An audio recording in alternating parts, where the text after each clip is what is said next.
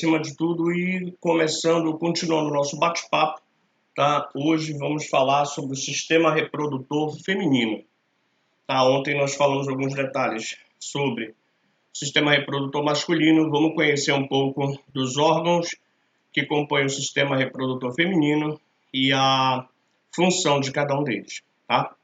A gente começa aqui o nosso bate-papo falando aqui sobre os ovários, tá? Então, apresentando aqui os órgãos para vocês, como eu fiz ontem, ovários, tá? Aqui, as tubas uterinas, antigamente as tubas uterinas chamadas de trompas de Falópio. Gente, essa denominação, apesar de estar aqui no slide, só para corrigir, tá? Só para informar a todos que trompa de Falópio não se usa mais, tá? Então, na realidade, são tubas uterinas, tá? As tubas uterinas, antigamente chamada de trompa de Falópio. É porque existia às vezes uma... Ali são as fímbrias, né? Pois não? Ali nessa tuba uterina são as fímbrias, né, professor? Isso, as fímbrias estão bem aqui, olha, pera lá. Bem aqui, ó. Desse lado as fímbrias e desse outro lado bem aqui, essas fímbrias são responsáveis por capturar, né, o óvulo assim que ele é liberado num processo chamado de ovulação. Ocorre aproximadamente 14 dias depois que a menstruação desce, né? No dia, a gente vai conversar sobre isso, mas no dia que a menstruação desce, nós dizemos que é o primeiro dia e cerca de 14 dias depois, aproximadamente, né? Nós não somos como um reloginho, nem sempre é como um reloginho. Então, aí o óvulo é liberado e essas fímbrias capturam. Mas vamos lá. Ovários, tubas uterinas, aqui útero, tá? Aqui o útero. Essa região aqui chamada de colo do útero. Então, depois a gente vai conversar sobre isso, que existe a questão do câncer de colo de útero, né? Que as moças têm que tomar cuidado. Aqui é o canal vaginal, ou simplesmente vagina. Algumas pessoas, como eu falei na aula de ontem, algumas pessoas chamam a genitália externa feminina de vagina, tá errado. Vagina é o canal, esse canal aqui vaginal, tá? E a região externa, a genitália externa, tá? Ela é chamada de vulva. Isso aqui é a genitália externa feminina, tá bom? Chamada de vulva. Então a gente vai comentar sobre cada uma dessas partes, né, do sistema reprodutor feminino e as suas funções. Bora começar falando sobre o ovário, tá? O ovário, ele tem uma importância citológica, o ovário tem uma importância citológica e uma importância hormonal. Os ovários, gente, eles podem ser comparados, eles são comparados aos testículos em nós homens, tá? Então, assim como no testículo ele é responsável pela produção de espermatozoides e pelo hormônio, a produção do hormônio masculino testosterona, nas mulheres, os ovários vão produzir aí os óvulos num processo chamado de ovulogênese. O principal ponto que se baseia em ovulogênese é a meiose. Então, a meiose ela é a ovulogênese é baseada na meiose. Então, ocorre a produção de óvulos dentro dos ovários. Importante as meninas saberem que essa ovulogênese que ocorre dentro dos ovários, ela vai ocorrer principalmente durante o período intraembrionário, enquanto a mulher estava lá dentro do útero de sua mãe. Então, quando as senhoritas aqui da sala estavam em geração lá dentro do útero das suas respectivas mães, os ovários estavam produzindo uma série de óvulos. A ovulogênese ocorre durante esse período. Quando a menina nasce, tá, esse processo de produção de ovulogênese, de produção de óvulos, ele para, ele cessa. Então, a mulher, na realidade, ela vai ter dentro dos ovários, viu, gente, na realidade, um depósito. A mulher vai ter dentro dos ovários um depósito, pois que ela nasce com milhares e milhares de óvulos, que ao longo da vida dela, cada um desses óvulos vai ser liberado num ciclo chamado de ciclo menstrual. Em especial, no dia da ovulação é que esse óvulo ele é liberado.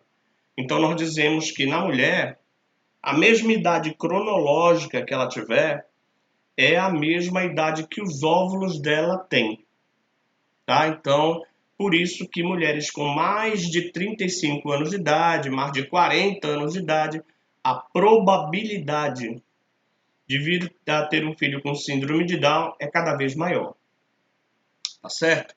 Então, é o que a gente observa. Então, os ovários são responsáveis citologicamente por produzir os óvulos. O processo se chama ovulogênese.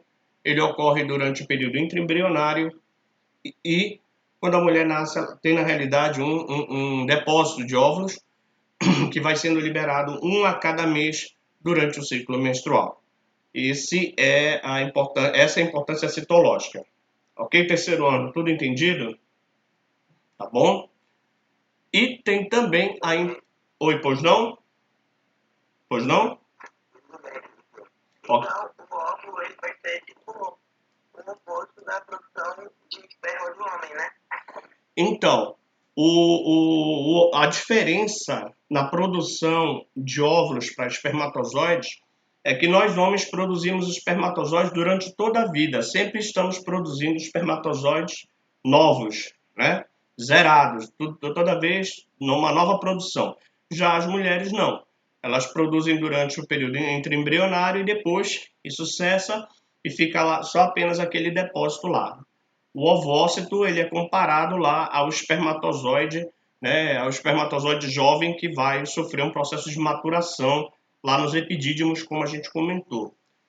Outra importância dos ovários para a mulher, viu, gente? Outra importância dos ovários para a mulher é que vão ser produzidos os dois hormônios importantes da mulher aqui nos ovários. O estrogênio, ou também chamado de estrógeno, e a progesterona, tá? Que é o hormônio da gravidez, a progesterona. Então, o que acontece? Dentro dos ovários vão ser produzidos o estrogênio. O estrogênio ele é responsável, no terceiro ano, pelo aparecimento dos caracteres sexuais secundários na mulher. Então, o estrogênio, o hormônio feminino, ele é produzido nos ovários, vai cair na corrente sanguínea da menina, tá? E ali, aproximadamente, repito, aproximadamente ali pelos 12 anos de idade, 12, 13, ela vai começar uma série de transformações no corpo dela, tá? Aparecimento de seios, tá? Surgimento dos seios, aparecimento de pelos nas axilas e região genital, tá bom? Aparecimento de pelos nas axilas e região genital, modificação na tonalidade da voz de uma menina, tá? Na tonalidade de voz de uma mulher, né? Vai começar a mudar essa tonalidade. A ativação da libido sexual, ela passa a ter interesse por rapazes, né? Passa a ter interesse, começa a namorar, enfim, tá? Então, o estrogênio ele é responsável pelo aparecimento dos caracteres sexuais secundários. É o que transforma uma menina em uma mulher, tá? Muitas dessas transformações ficam bem nítidas, bem claras quando ela completa ali os 15 anos de idade, tá? Lembrando que uma menina, uma garota com 15 anos de idade, ela não tem nenhuma formação ainda orgânica, tá? O corpo dela não está preparado de forma alguma para engravidar, tá? O corpo da mulher já vai estar mais ou menos preparado para receber uma criança, eu diria, dos 19 anos para frente. 19 anos para frente, tá? Eu diria até para vocês que o melhor período para a mulher pensar em engravidar seria entre os 20 aos 30 anos de idade. Entre os 20 e os 30, ela pode se programar. Antes disso, não é aconselhável e como adolescente, pior ainda, tá? O corpo não está preparado, o sistema ósseo dela não está preparado para engravidar, então, não, de forma alguma, tá? Então, ovário.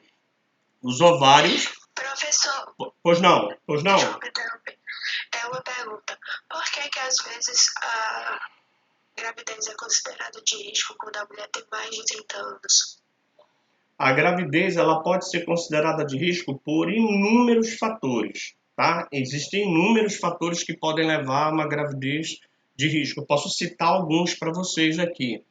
Às vezes o embrião ele se instala aqui na tuba uterina, tá? Às vezes o embrião, em vez de se instalar dentro do útero, que é onde ele deveria ficar, ele se instala aqui na tuba. E isso é uma gravidez de risco. Às vezes o embrião se instala na parede do útero, mas a placenta se descola, ela se descola da mãe, torna uma gravidez de risco. Às vezes, um tampão que se forma bem aqui no colo do útero, ele não segura, ele começa a querer romper, né, e estourar a bolsa que existe aqui em cima. É uma gravidez de risco. Então, existem inúmeros fatores que podem levar a uma gravidez de risco. Às vezes uma infecção intravaginal, uma infecção aqui na região da vagina pode levar perigo, né, para a criança. Tá? Então, alguns dos pontos importantes. Lembrando também, tá, turma? Lembrando que eu sou biólogo, tá? Eu não sou médico, tá? Eu não tenho a formação médica, então eu conheço alguns pontos aqui de forma biológica.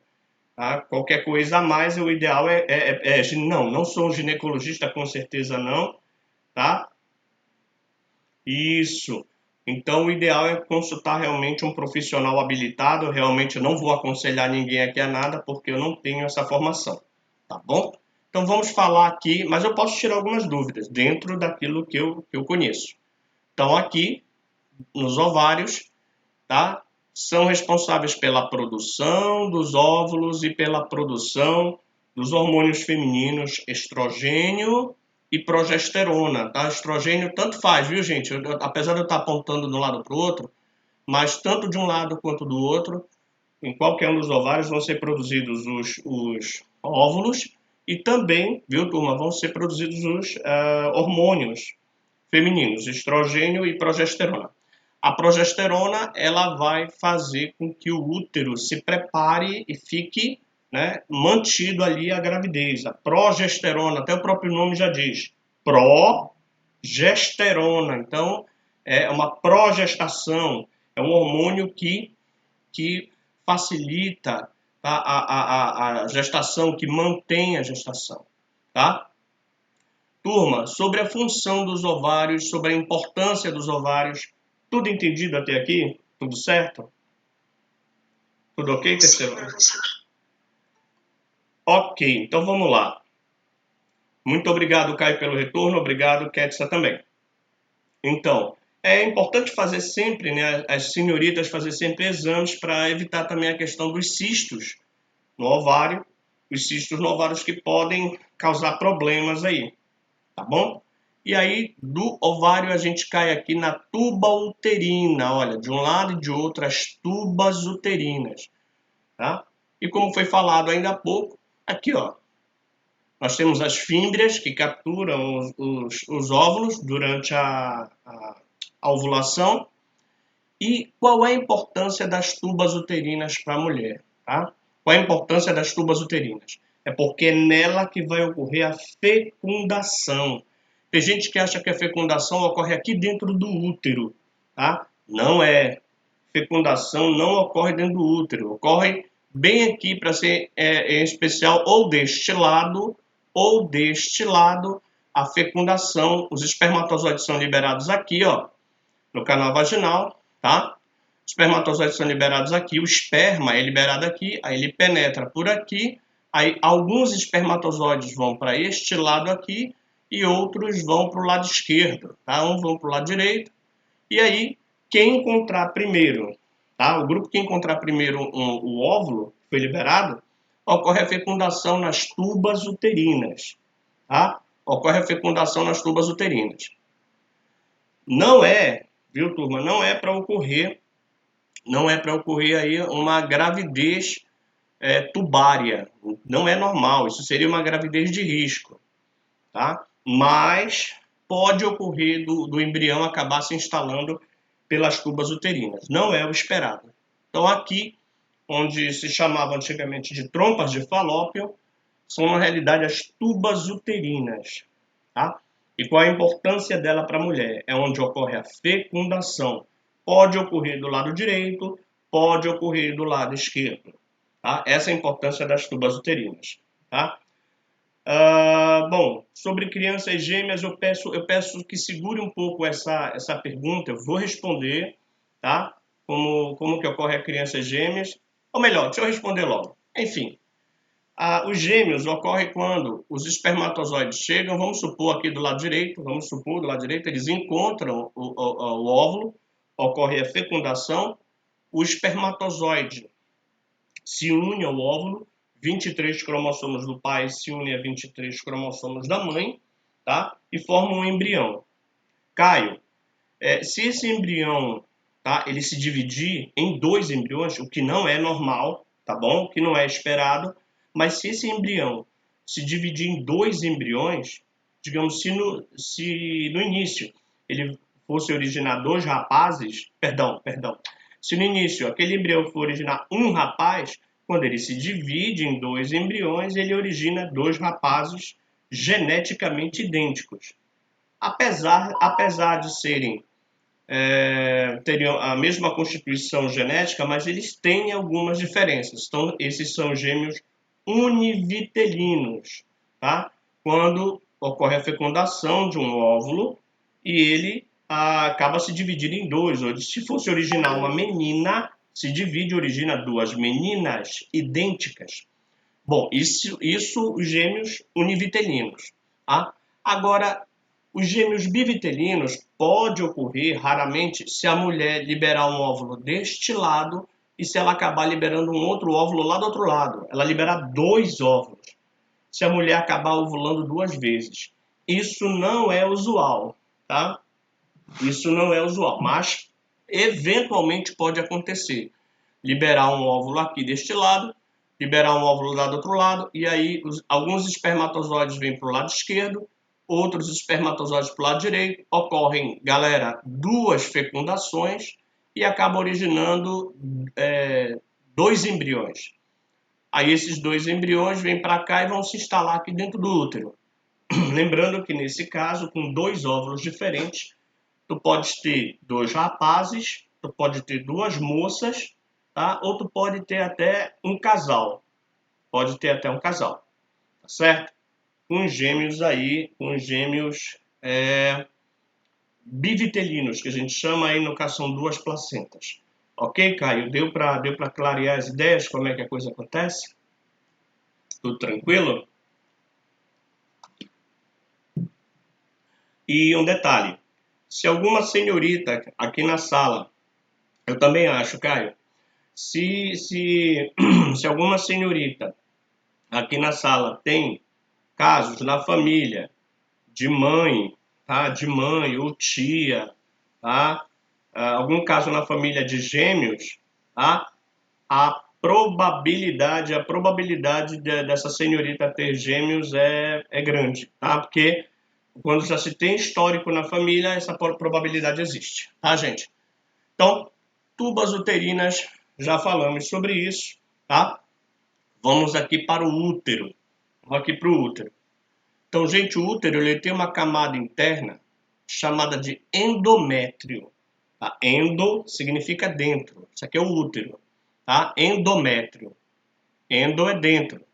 O útero, gente, ele é um órgão muscular. Tá? O útero é um órgão muscular. E qual é a função do útero? Qual a importância do útero? É no útero que vai ocorrer a fixação do embrião. O embrião vai se fixar no útero e vai se desenvolver dentro do útero. A gente chama da fixação do embrião, nós chamamos de nidação, com N, N de navio, nidação, tá? Quando o embrião vai aqui se instalar na parede do útero. Todos os meses, tá? Esse útero, ele se enche de vasos sanguíneos, esperando aí, tá? Que um embrião venha e se instale aqui na parede do útero, ocorrendo a nidação. Então, todos os meses esse útero ele aumenta, ele fica com uma parede mais espessa, cheia de vasos sanguíneos. Como a menina, tá? Como a moça ainda não vai engravidar, como ela não vai engravidar ainda, durante o ciclo menstrual esses vasos sanguíneos se rompem e liberam todo o fluxo sanguíneo aqui pelo canal vaginal. No caso, para o útero expulsar todo esse fluxo sanguíneo, viu, gente? O útero é um músculo, e para ele expulsar todo esse fluxo sanguíneo, o útero ele se contrai.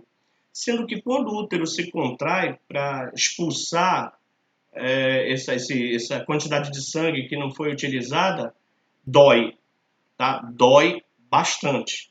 Então é isso que as meninas sentem chamado de cólica. Então a cólica menstrual é quando o útero está se espremendo aqui para liberar o fluxo sanguíneo, tá? E as meninas aqui adoram isso, para não dizer o contrário. Então meu amigo, tá? É justamente naquele dia que você foi falar com a sua digníssima e ela estava com aquela cara maravilhosa. Então é bom não brincar com elas nessa época, é bom não querer discutir, que pode ser arriscado, entendeu? Elas passam um período de TPM, ou seja, com tendência para matar, tá? Tendência para matar. Não, tô brincando. É a tensão pré-menstrual, mas o pessoal dá inúmeros nomes para TPM, tá? Tocou, perguntou, morreu, tá? Tendência para matar, tá?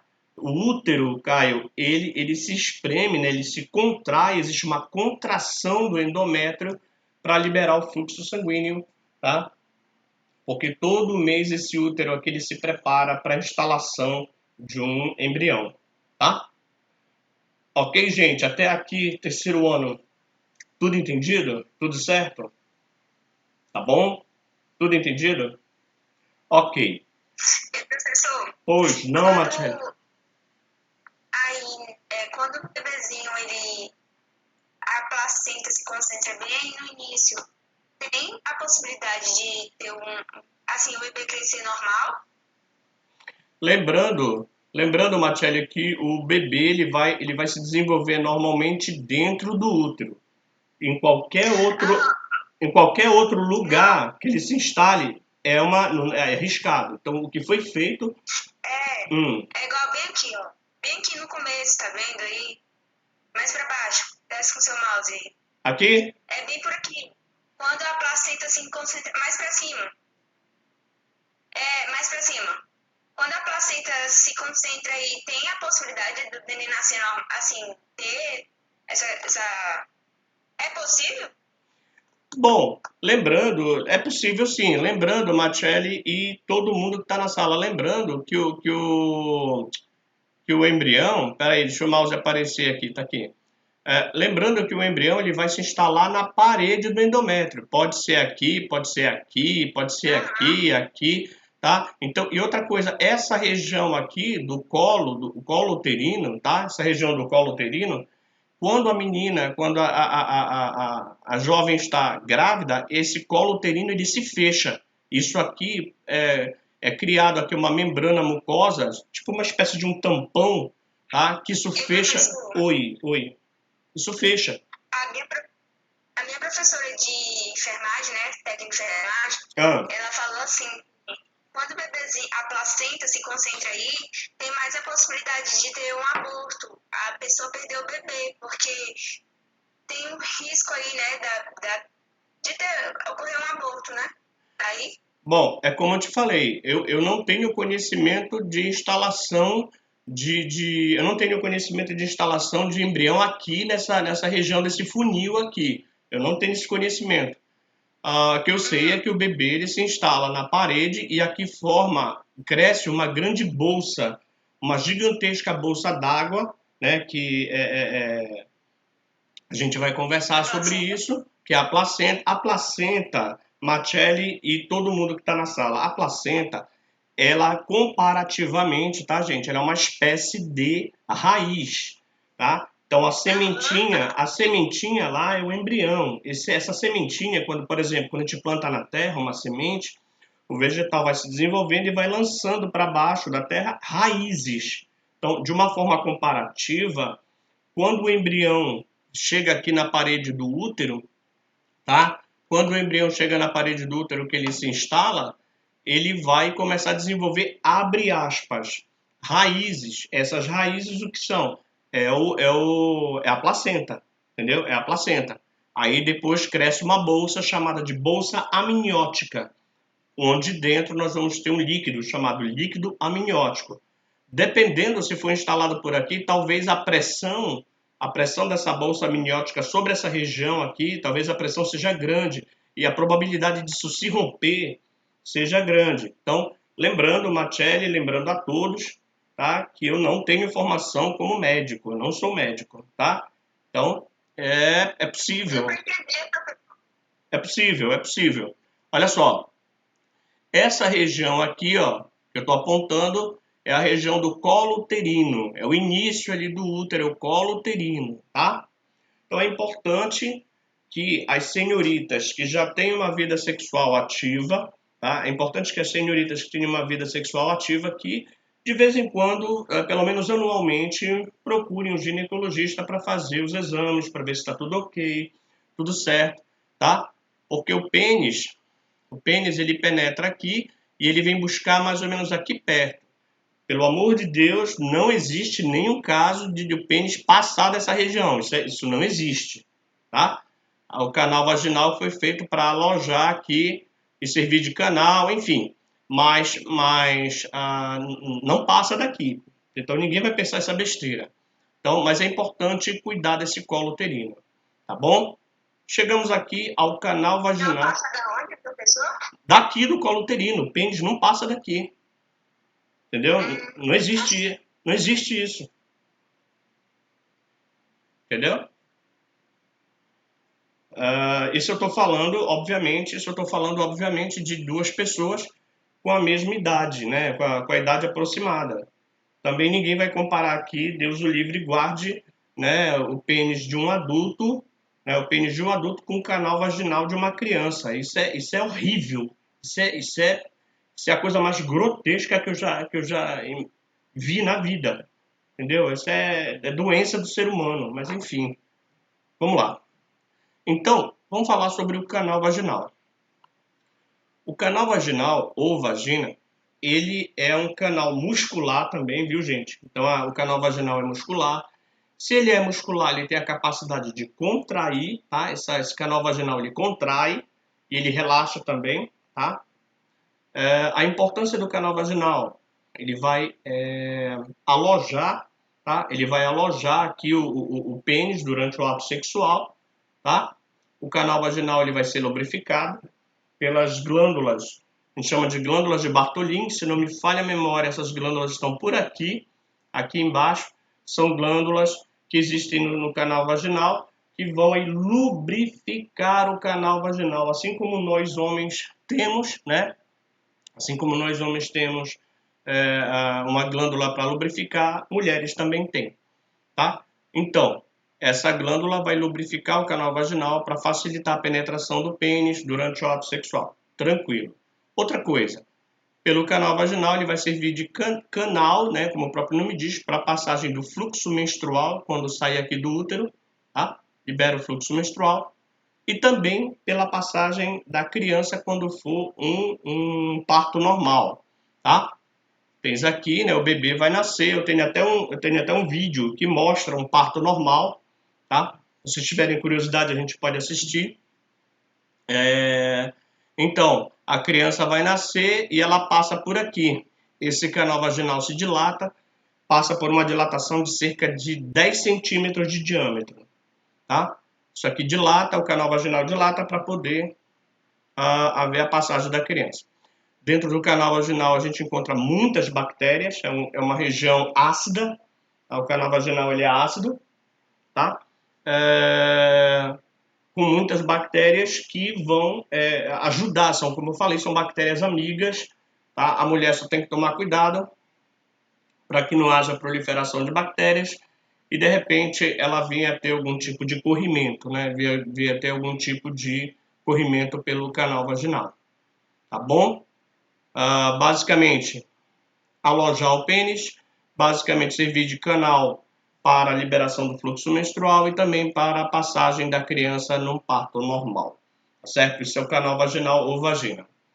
Terceiro ano até aqui, tudo certo, tudo tranquilo, tá? Tudo entendido? É tudo tranquilo, professor. Obrigado, Vândria, pelo retorno. Obrigado, Letícia, pelo retorno. Bruna, obrigado. Tá? Gente, curiosidade. Determinados absorventes como o OB, tá? Determinados absorventes como o OB, eles são introduzidos aqui, tá? O OB é introduzido aqui, ele fica um fiozinho só do lado de fora, e aí ele é utilizado, por exemplo, quando a mulher está menstruando e quando ela quer tomar banho de piscina, de praia, aí ela põe esse OB, ele fica aqui no canal vaginal para evitar que o fluxo de sangue saia e cause algo que vai incomodar com certeza absoluta.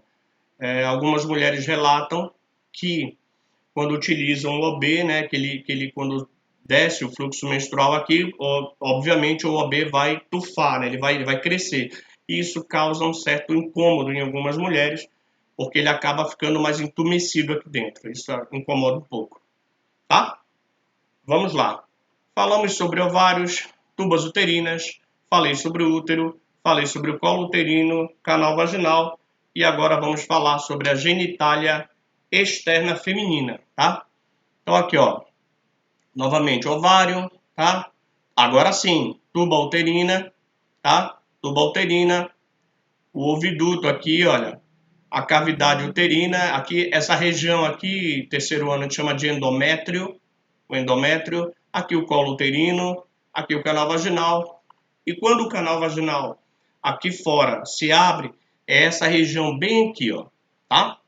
Então, o que a gente está vendo aqui nessa figura esquemática, é a genitália externa feminina, conhecida tecnicamente com o nome de vulva, tá? Então, essa região aqui em cima a gente chama de Monte de Vênus, tá? É chamado de Monte de Vênus. A curiosidade, a Vênus é a deusa do amor. E aqui nós temos grandes lábios, tá? Externamente aqui os grandes lábios, mais internamente os pequenos lábios, tá? Lembrando que grandes lábios e pequenos lábios são comparáveis em nós homens à bolsa escrotal, tá? Esses grandes lábios e pequenos lábios, eles se fecham, tá? Eles se fecham aqui para proteger o orifício vaginal, o orifício do canal vaginal, tá certo? Então, grandes e pequenos lábios, qual é a função deles no sistema reprodutor feminino?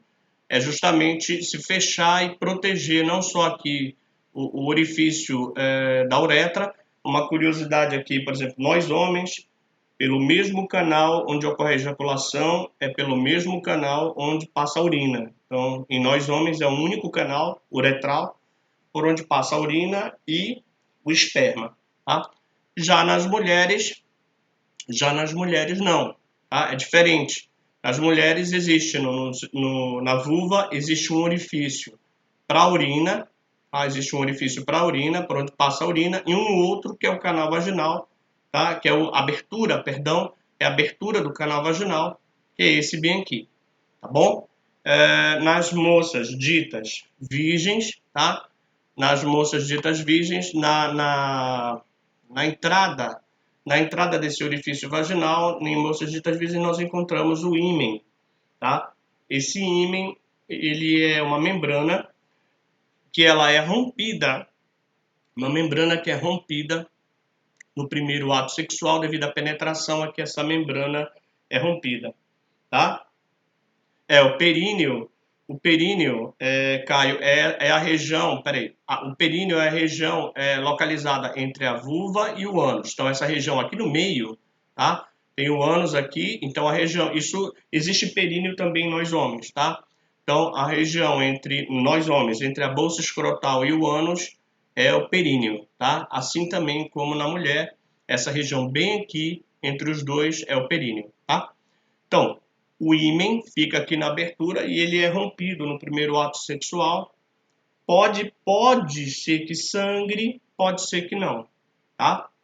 Pode ser que esse ímen seja sangre, uma vez sendo rompido, tá? Em alguns casos raros, a gente observa a presença de um ímen chamado ímen complacente. Esse ímen complacente ele é elástico, ou seja, acaba tendo a penetração quando sai, esse ímã volta para o lugar, ele é elástico e continua lá. Né? Então, é o chamado ímã complacente, ele é elástico, ele volta para o lugar. Tá? Aqui da uretra, e logo aqui em cima nós encontramos o clitóris. O clitóris, ele é um órgão feminino responsável pela sensação de prazer na mulher. Então, é a estimulação desse clitóris aqui, tá?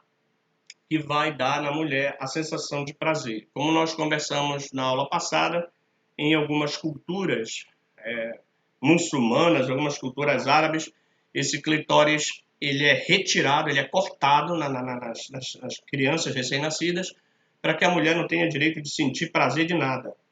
Tá? E, exatamente como o Caio colocou, funcionalmente falando, o clitóris é o pênis feminino.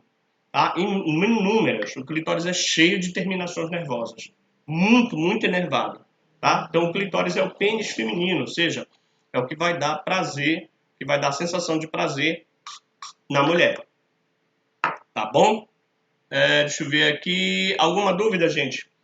Algum questionamento? Tudo entendido até aqui? Tudo certo? Deu para esclarecer? Tá? As senhoritas aí, apesar de que as mulheres conhecem muito bem o seu sistema reprodutor, mas deu para esclarecer algo novo? Deu para entender algo novo? Espero que sim, tá? Muito bom, isso é bom. Sempre eu tenho a mais absoluta certeza de que informação correta, informação dada da forma correta, ela só vem esclarecer. Tá ok? Então, sistema reprodutor feminino, tá? E existem algumas mudanças que ocorrem na puberdade. Puberdade é a mesma coisa do que adolescência, gente. Então, na puberdade, o início da adolescência, ou como queira, aborrecência, começando ali pelos 12 anos de idade aproximadamente, tá? Começa uma série de mudanças, tanto no corpo do rapaz quanto da moça. Tá? Então, aqui, caracteres sexuais secundários, tá? Mudanças na puberdade, que é a mesma coisa do que a adolescência. Gente, por favor, não me entendam mal de estar escrito aqui rapariga, tá? Porque esse slide aqui, tá? Esse slide aqui, ele é português, tá? Português de Portugal. Então, moças, né? Moças em Portugal são chamadas de raparigas, tá? O sentido de rapariga aqui pra gente é um outro sentido que não é muito agradável, tá? Então, por favor, rapariga aqui é porque de Portugal significa moças, e os rapazes aqui. O que acontece? Quais são as mudanças que ocorrem nas senhoritas? Crescimento dos seios, né? Crescimento dos seios, aparecimento de pelos no pubis e nas axilas, na região genital, né? Aparecimento de pelos na região genital e também nas axilas, tá? E aí a menina toda vez ou outra tá aí com a questão da depilação, que deve ser uma tortura, depilação, né? Imagina. Alargamento das ancas, que ele chama de anca, alargamento das ancas, o corpo assume a forma arredondada, não é que a mulher vai engordar, tá? Não é que a mulher vai engordar, é que aqui, olha, a cintura, observa, de uma criança a cintura geralmente é reta, tá? De uma criança a cintura, você vai ver que ela é toda reta, enquanto que ela vai crescendo, ela vai tornando, né, ganhando contornos de uma mulher, tá bom? Início da menstruação, fluxo sanguíneo ali pelos 12 anos de idade, às vezes antes, às vezes depois.